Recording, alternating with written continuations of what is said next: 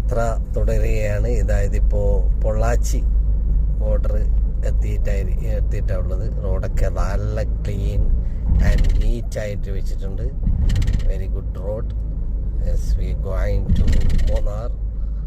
എന്തായാലും ഒരു 5 കിലോമീറ്റർ കഴിഞ്ഞ് കഴിഞ്ഞാൽ ഒരു ചെറിയ റൈറ്റ് കാണിക്കുന്നുണ്ട്.